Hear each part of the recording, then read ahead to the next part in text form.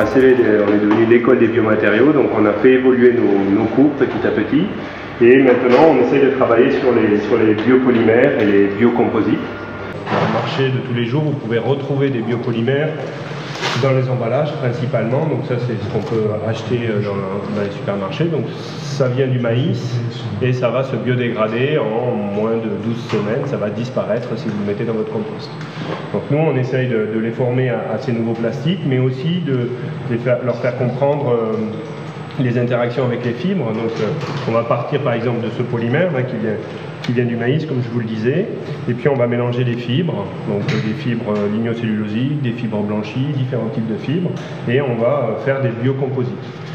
Ces nanocelluloses, si on les utilise, on peut aussi les déposer sur du carton.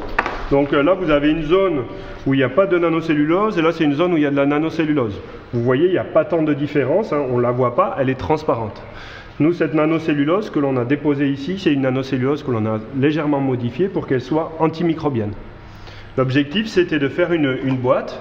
Ça, c'est une boîte de seringues qui a été faite chez Zapic, ou plutôt Multisolution Packaging en Irlande. Donc, sur cette boîte, maintenant, il y a des nanocelluloses qui sont antimicrobiennes. Et si j'ai une infirmière ou un infirmier qui vient et qui prend cette boîte pour récupérer des seringues, il va, s'il dépose une bactérie, reposer la boîte, mais la bactérie, elle, va être tuée. Et son collègue qui va venir reprendre la boîte ne va pas repartir avec la bactérie. Hein, ces boîtes étaient pendant très longtemps considérées comme un vecteur de maladie nosocomiale. Ce qu'il faut que vous compreniez, c'est que les nanocelluloses, l'Europe a décidé que c'était une des priorités pour la bioéconomie.